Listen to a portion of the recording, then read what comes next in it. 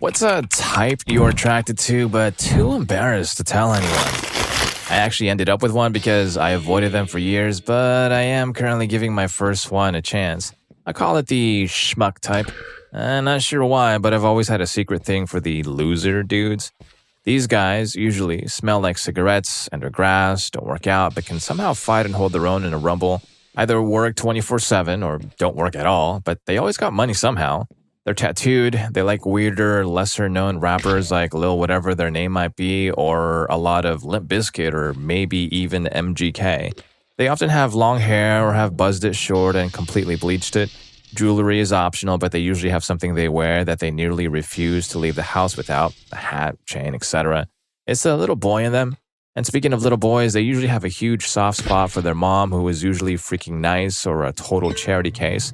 And they either already have a kid who they don't get to see often, the baby mama is usually some frumpy, crazy chick who constantly complains upon dropping said kid off, or he hasn't had the opportunity to reproduce.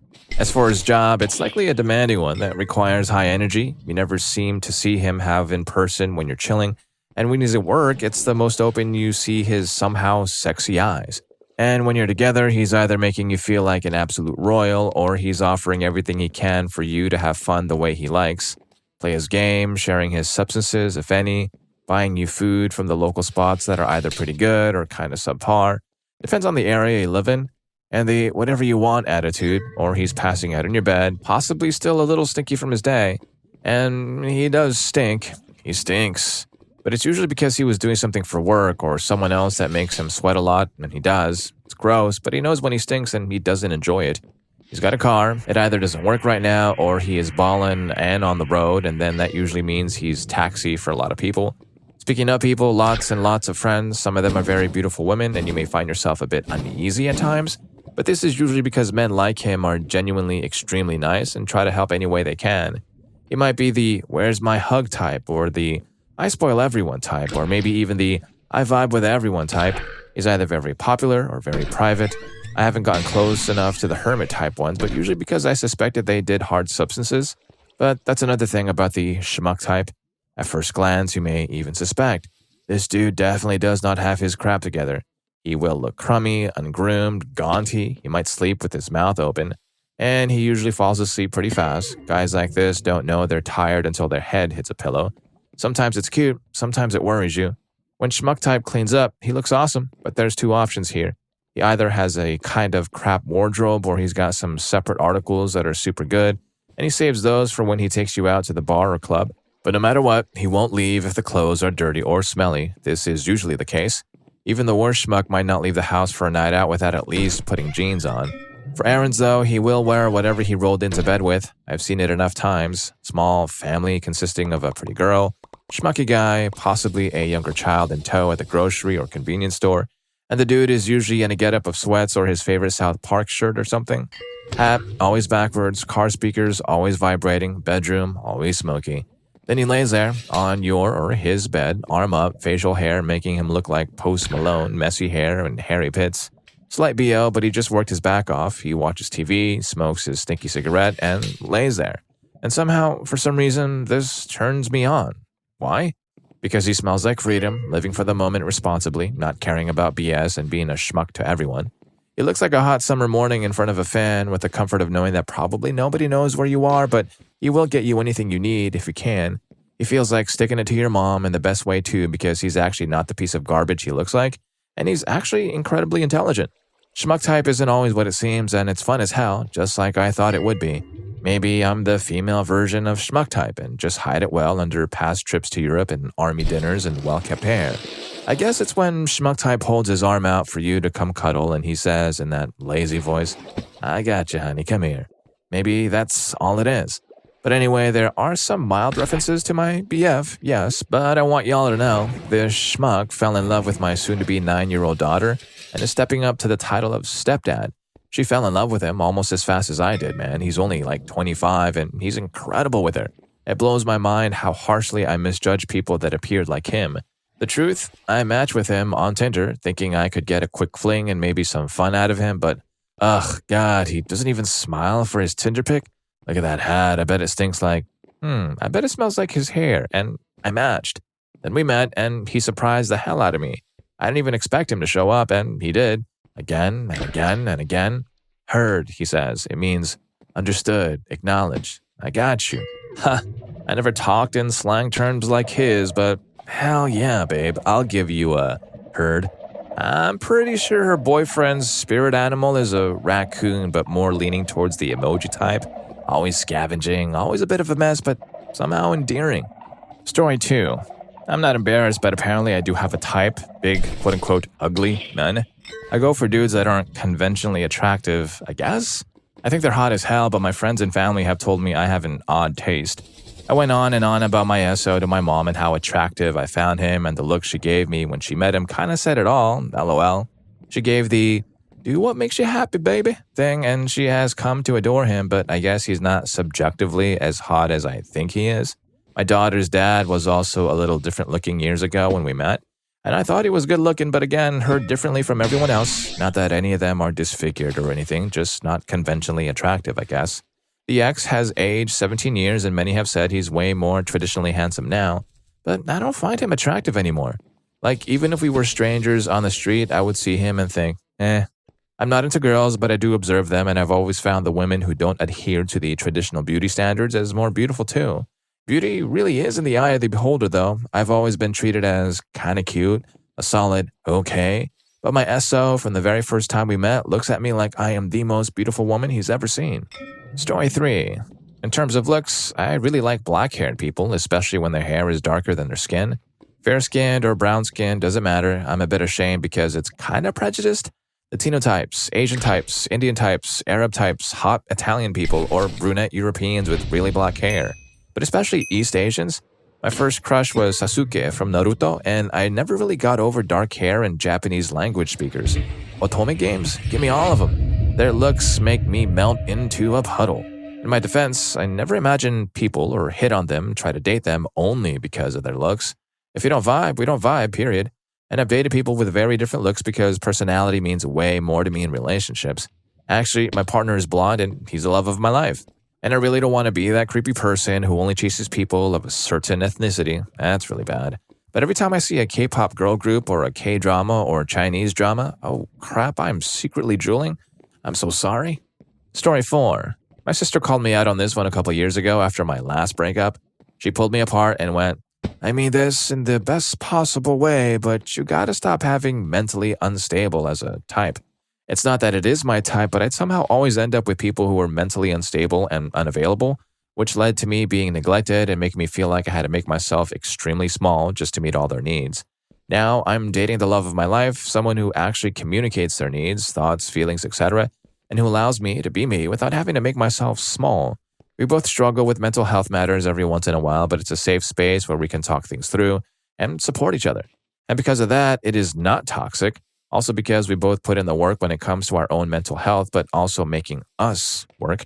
One therapy resource that I found really helpful is the book No Bad Parts by Richard Schwartz. A lot of the time when we see ourselves making choices we don't like or feeling confused by our feelings and actions, that's because there's several different things happening simultaneously within us, but we have trouble seeing that because we only expect to find one, or some stuff is hiding behind other stuff. Once you've got more of these internal pieces identified, it's easier to figure out what inside is hurting and direct compassion at it, or to figure out what inside is self-sabotaging and find a different job for it. For example, I used to have a hard time distinguishing between feeling loved and feeling useful/worth something. So it was hard for me to believe when somebody said they loved me or liked me, unless I was sacrificing my whole life for them. I was also so checked out of my own feelings that it was easier to identify what was expected of me than it was to figure out what I actually liked and wanted. Now, I can separate out those different feelings, and it's easier to identify when I genuinely like or dislike something versus playing out a role that I think is correct. Plus, it turns out I actually can accept unconditional love and affection without being crippled by guilt and feeling like I don't deserve it, which is neat. Story 5. When I was young, I dated a girl with a really small head once, and I wouldn't mind a more regularly sized head in a woman, but I dated this girl with this little pen-top head, you know? Sometimes when I was making out with her, I'd hold her face with my two hands, and the bottom of my hands would touch below her chin, and the top of my hands would touch the top of her head at the same time.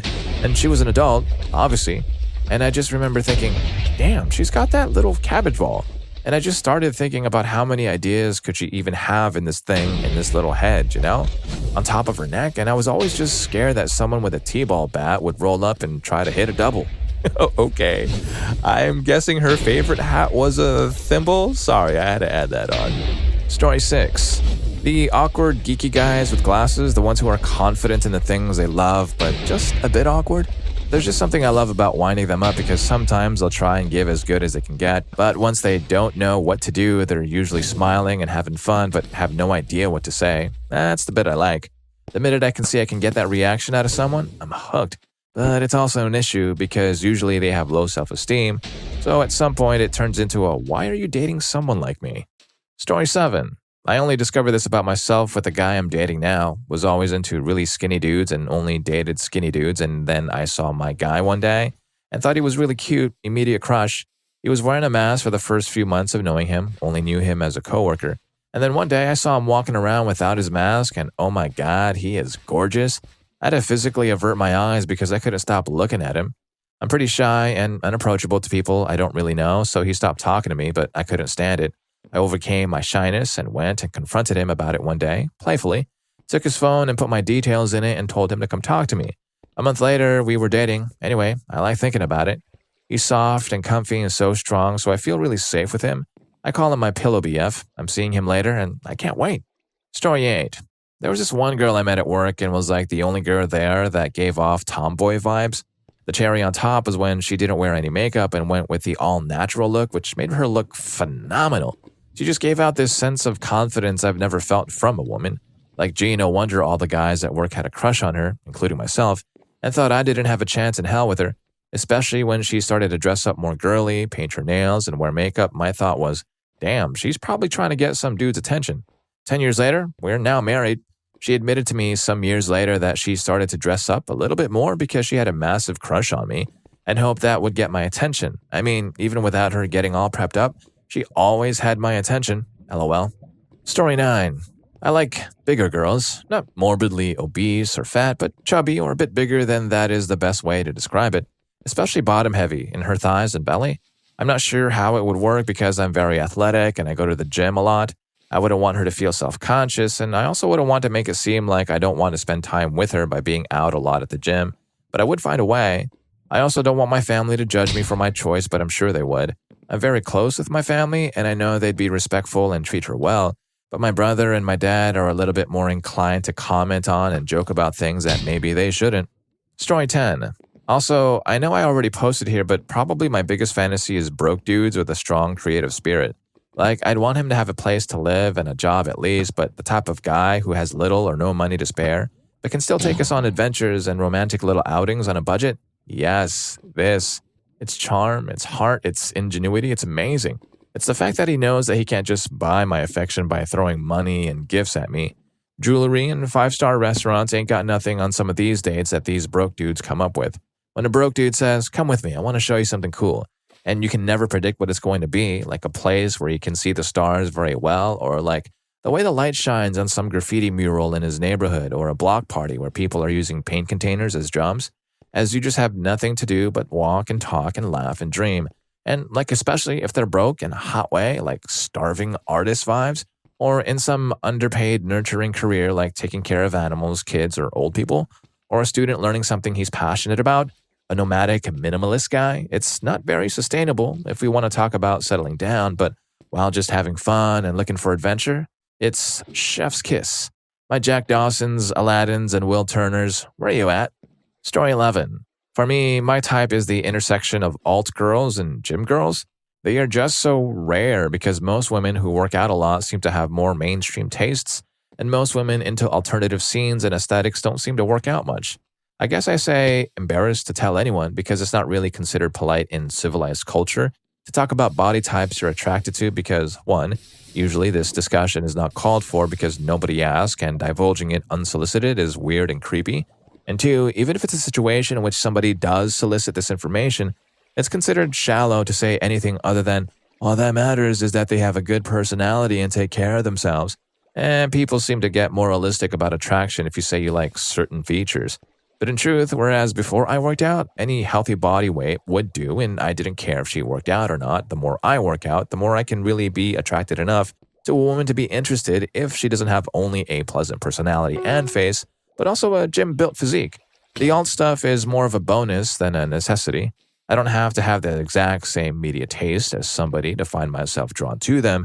It's not like I'll dislike somebody because she listens to the radio. It's just extra nice when she is into cool music and has a cool aesthetic and tattoos going on. Story 12. Women are the fairer species for sure, and I am a lover of women. I'm attracted to most types of women and not embarrassed to admit it. Short, tall, fat, skinny, blonde, brunette, redheads, plain exotic, unconventionally attractive, and most anything in between.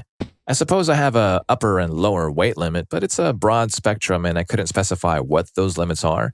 And I do prefer all natural, but I'm pretty flexible on that too.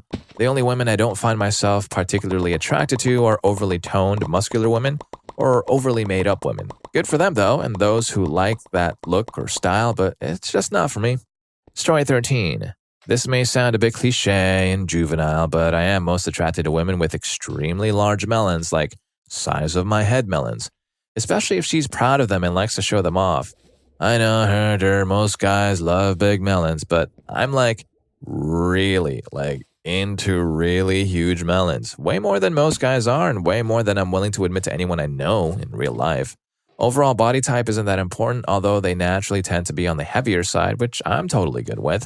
I don't really have a specific type when it comes to other common aspects of appearance, ethnicity, hair color, hairstyle, height, skin tone, fashion style, etc. I find myself attracted to women with all sorts of different combinations of those physical traits, but if she has massive melons too, oh man. Story 14. Average guys, just totally freaking average. Are you between 5'5" and 6'3"? Do you have dark blonde, black hair? Bald is fine. Got brown eyes? You got a few common interests with me like video games and cooking and some of your own sports so we can hang out or get breaks? You got enough of a job, living situation to call yourself independent? You're within 170, 250 pounds-ish and fit enough to go for a hike or some crap a couple times per summer? You believe in equal rights for all and don't start fights with strangers in public? Cool. Man of my dreams. I'd never tell anyone IRL though because I found the love of my life and he's amazing and perfect, and how could I explain the average guy thing without undercutting that? How insulting would it be to have your partner say you're an average guy? Very, but I don't mean it like that. Pretty much, she's basically describing every guy in a generic rom-com. Story 15. I'm very into the sickly, pathetic look some men have, like the perpetually anemic and never well-rested look. He's got to be deficient in at least 6 kinds of vitamins and minerals to appeal to me. I need him looking fragile, like a Victorian man with a vague, unspecified illness that confines him to his estate away from anyone that doesn't work for him. If he's brooding, even better. I need him to be the depressive, shadowling nightmare boy to my manic pixie dream girl. I need to be able to take him apart piece by piece and slowly put him back together with my love. Not in a I can fix him kind of way, but in a this super gorilla grip is about to make him go blind and meet God kind of way, you know? And if you're enjoying the video so far and you do know what we're talking about, don't forget to hit that subscribe and like button for more videos just like this. Story 16. I'm not that embarrassed to tell anyone, but I seem to have a thing for both sides of the stereotypical tomboy relationship. I'm a straight male, so it might be a little weird and I don't seek them out. It isn't an intellectual thing, at least not consciously, but I have, in my life, found myself into women that I would discover were a part of such relationships. Often I can tell someone is on the butch side about as quickly as I interact with them. I'm just usually attracted anyway. This isn't always true, though. And I find myself attracted to straight or bi women that have that aesthetic. The first girl I ever tried to flirt with at a high school party was a girl who was not straight, a bit butch, and literally everyone knew it but me. Meanwhile, she politely tells me after my pretty awkward attempts at flirting that she's into girls, and I was so oblivious, I thought she was just trying to let me down kindly. Maybe that had something to do with it? Later in life, I was going out with a beautiful woman who was on the hyper-feminine cute side. It turned out she was bi and had a full-time girlfriend who was your classic Tom. I ended up inviting her Tom girlfriend out to dinner with us, and that was when it dawned on me that I was somehow subconsciously attracted to this pairing. I actually did just innocently give the invite. Obviously, I had a spark of interest in figuring out how to maneuver into a wider relationship between the three of us, but it was nearly instantly obvious that the Tom wasn't interested, and I didn't push it at all. I ended up moving away a few months after that, but I still see the couple on my Facebook feed as a steady reminder that I've got some weird subconscious thing going on. They do seem to be happy together. It's been 10 years and they are still together. So I'm also kind of glad that I didn't do something that might have disrupted their happy relationship. The Tom in that relationship just tolerated her GF seeing guys because she knew that it was important to her, but she was a bit jealous about it. I can respect that. That's a pretty good way to live, to be honest. Story 17. My fiance is exactly my type. Biggest Star Wars nerd you'd ever meet, but not so much that it consumes his personality. Wildly inappropriate jokes, balance between empathy and objectivity, love for animals, goofy, does random impressions while we're making out heavy, shares his food with me. I could go on forever, but the biggest turn on to me about my fiance is his dexterity with computers. His spreadsheets just do things to me, man. His blueprints and fleet designs for ships he created for a Star Wars story, complete with colored diagrams and feverish sketches. When he pulled out that folder of his designs, I was ready to go. Story 18. I have had quite a few crushes on the small-shouldered, nerdy guy of the group that all the other guys make fun of. In famous TV characters, these are types like Bud from Married with Children or Jesse Pinkman in Breaking Bad. What was funny, though, is one of the real-life guys like this found out years later that I'd had a crush on him. We didn't really speak or anything, but we traveled in the same circles, and he'd make it his business to tell everyone who knew me that I had a crush on him in high school. Back in school, I was a chubby, alternative chick with braces who no one gave a crap about, but in my 20s, I was fairly popular. Though I didn't have any feelings for him at all, I did always chuckle when someone told me he was blabbing about how I liked him back when. Story 19. There's something wrong with me, and for some reason, I'm very attracted to people who don't have their life together, like at all. I don't admit this to many people IRL because it sounds unhinged.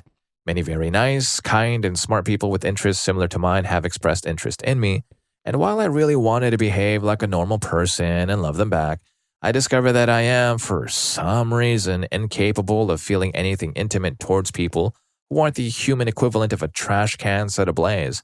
That doesn't necessarily mean outcasts of society or anything like that. For example, one of my exes, I'm friends with him now, is a law student, which is great, but he spends 90% of his time wasted. He's been unemployed all his life, which isn't bad per se, but he doesn't do anything good for himself nor others with his time. He has committed numerous attempts.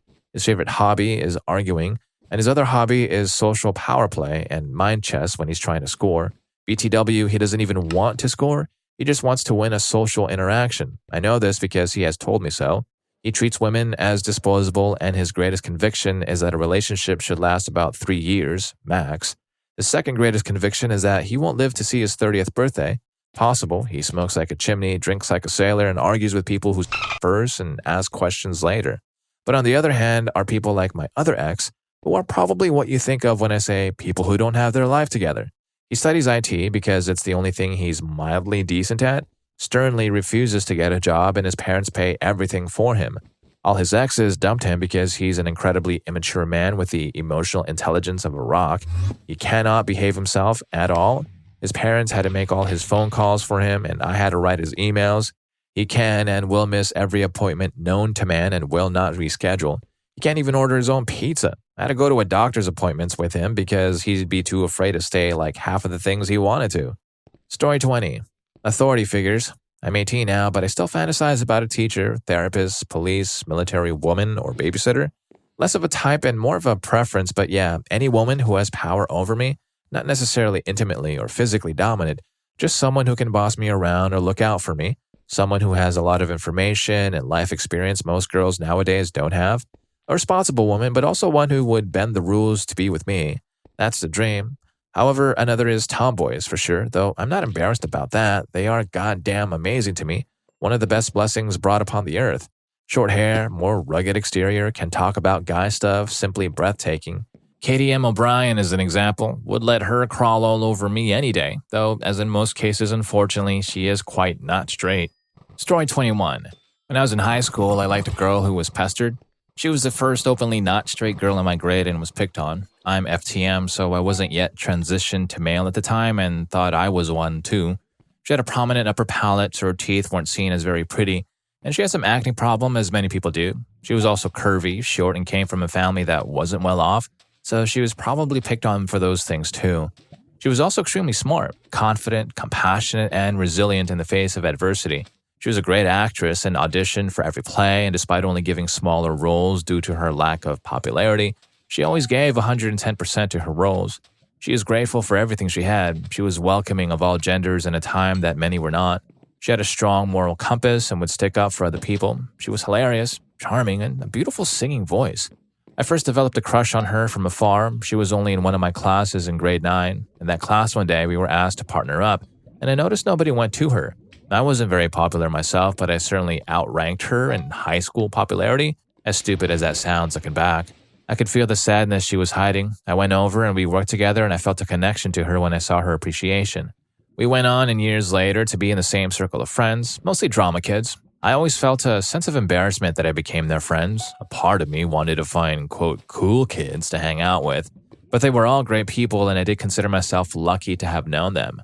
I never told her how I felt, though, and eventually we had an argument over something stupid just before we graduated. I can't even remember what it was about. I was probably just making a big deal of nothing, looking for an excuse to push her away so I didn't have to continue to face the fact that I liked her.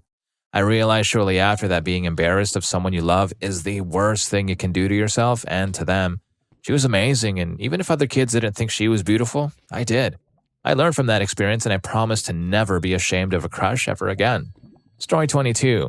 Asian women. I'm embarrassed because so much has come out about yellow fever and passport bros and men attracted to Asian women because of stereotypes about them being docile and family-oriented and obedient. Ugh.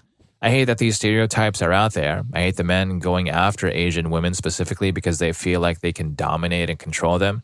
I just am generally attracted to the look of Asian women. I don't demand anything specifically in personality and recognize that they are all individuals, but it's difficult to find yourself attracted to Asian women as a white man right now and not get lumped in with the "they're so obedient and don't act up like Western women" crowd.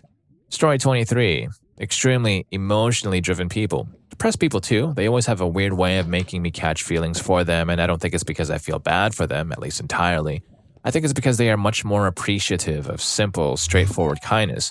Even if they don't show it, you can always just tell how seemingly small things mean a lot to people going through hard times. I think I also might like both because I am and have been both throughout my life, so I find a sense of relatability in it all.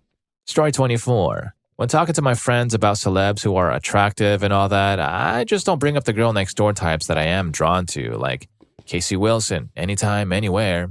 Zoe Kazan, especially in Ruby Sparks. Mae Whitman, especially in The Duff, but also Good Girls. Jessie Ennis, recently Stephanie Sue. Of course, I think Anna de Armas and Margaret Robbie are super hot, but these above are ones I would have crushes on if I were single, especially Casey Wilson, if that makes any sense. They are who I'd want to date and marry. Story 25. I get proximity crushes on basically everybody I've ever worked with. I keep it to myself because I don't want to be a creep, and though I do get fixated on people, it is always temporary. If I find out they are in a committed relationship, I basically say to myself, okay, that crush is over, on to the next. I've been cheated on and will never entertain the idea of inflicting that on another person. For me, it is that simple, a light switch, a choice. Big noses, I find them beautiful and sculptural like a piece of art. Buck teeth, I decay what it is, but I just think it is such a charming teeth orientation. Eye wrinkles when smiling, especially on middle-aged-ish men, so hot. Big, strong women, as in big-boned, tall, and strong. If you're familiar with Zelda video games, think of the Gerudo women and the Great Fairies. That's what I have in mind. Also, transformed women. Several ones I know are beautiful but not overly feminine. So there's a bit of androgyny that I find very attractive, but also just the focus on personal development, being a happy, healthy human, and generally being people that expand my worldview. I just find that magnetic. I'm not too embarrassed, but I do keep it to myself because I value those friendships and I don't want to give an appearance of them because they are different. I love them because they are powerful, sincere, introspective, and have a perspective on the world having lived as multiple genders that I can only know from the experiences they share with me. I'm a straight cis woman, but honestly, prob's a bit curved, LMAO. Story 26. Extremely traditional women. Even though I really like the idea of having an equal partner and would want my spouse to pursue their dreams, seeing one of the women from the nearby Mormon community walking through the supermarket in one of those beautiful handmade traditional dresses just triggers something. Maybe it's the desire to support someone, to take care of them and protect them. To come home every night after a hard day of work and just have that support of a loving home? I don't know, it's weird, but I secretly smile a little when I walk past them, even though my peers wouldn't approve. Story 27. Reaching into the depths here, but like literally the most traditionally masculine women ever, personality and looks-wise to the extremes. There was a girl I met, at the time I knew her pronouns were she/her, one day working at Publix and she had hairy legs. Like she didn't shave at all and had the most dorkiest deep I've ever heard. Said dude and bro and sick in every sentence like I did and loved asking me questions while we walked to her car and learning about me. Total gentleman, to be honest. Sadly, because of a distraction, I never got her number. Unfortunately, I never ran into her again and left Publix, but I'll never forget the weird, creeped out faces my coworkers gave me. Duck, if you're out there, I forgot to mention this sick jazz club I know. Story 28. Not something I'm embarrassed by, but women who are less attractive and don't care too much about their appearance. I'd much rather a partner never wear makeup or only on special occasions than it be an everyday routine and expense. I'd rather her spend her time creating meaningful interactions than looking pretty. Plus, I feel like very attractive women who put a lot of time and effort into how they look have lived a very different life from mine, and thus they have very different values. I want someone I can come home to and feel entirely emotionally vulnerable and open with, rather than someone with immense physical beauty I can show off to my friends. Story 29. Finally, somewhere I can spill the truth. I am attracted to South Asian men specifically, or as my BF calls himself, a brown boy. Now, before you come at me, I've been with my BF for 6 years and we are very well established. He's from India. We can joke about how I'm prejudiced. I'm not. But I just love everything about the food, the culture, and the darkest skin is just so attractive to me. I'm not even attracted to white people, like at all, and I'm white. You could put the most attractive white male in front of me and I'd be like, eh. And no, it's not because my BF is South Asian, because even if we weren't together, I have pretty much decided that brown skin is the most attractive to me, and all my BFs, except one, have been darker skin. Mixed race, Mexican, etc. Tell me if there's something wrong with me, but I'm content with it, aside from the fact I can't say this to people, lol. Story 30. Very muscular women and very tall women, so ideally very tall, muscular women. I've had a certain aesthetic fondness for Asian women since I saw Christy Yamaguchi and Michelle Kwan when I used to watch figure skating with my mother. I'd also find something very alluring about a woman who is intelligent and educated, especially in a subject that is 1. Lucrative, or 2. Addresses my interests. My ideal woman is probably a 7-foot 6-inch Japanese champion powerlifter with advanced degrees in moral philosophy and finance. Like they always say, men have unrealistic expectations of women. Not that it matters. Such a marvel would have no interest in the company of, let's say, a mediocre, very hairy, slightly oversized Bob Hoskins knockoff. I'm flattering myself a little with that one. I would also never think it appropriate to speak to her beyond, excuse me, as courtesy might demand in certain circumstances. Story 31. I started to like guys somewhat younger than me. I find that gross. I never thought I'd like them, but I'm aging and keep meeting guys that are younger than me in the places I frequent. Also, I still look somewhat young, so young guys keep hitting on me. Also, really tall guys. Since I'm short, I don't think it's appropriate for me to go after a tall guy. I never gave any thought to height until I met up with a guy and he was towering over me, and then I was like, fuck, now I get why some girls want tall men. The height difference is hot, but somehow not fun because it's too hard to try to kiss them because their face is like all the way up there. Even hugging them is annoying because I ain't trying to hug their body. I want to hug and have his face close to mine. Story 32. Let me provide a little context before the answer. A few years ago, I was working on a second shift job and typically got out around midnight. One winter, I was leaving work, particularly cold and particularly tired, and I decided that a cup of coffee would go a long way to solving both of these problems. I drove out to the local coffee shop, parked, and walked up to the entrance when I slipped on an insidiously nasty patch of black ice and fell directly on my back. Some young woman who couldn't have been over 22, maybe 110 pounds soaking wet, happened to be walking up at the same time I was and had witnessed the whole thing. She offered me a hand up, which I refused. You'll just end up on the ground next to me, I told her. She let me know I was being stubborn and offered to help me up again. I shrugged and took her hand. I weigh 250 and am 6 feet tall, 6'1" and change with my boots on. I kid you not, she lifted me clear off the ground, one-handed, and set me on my feet.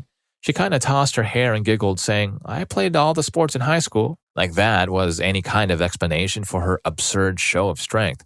Of course, my body decided that the only reasonable reaction would be to pop an instant.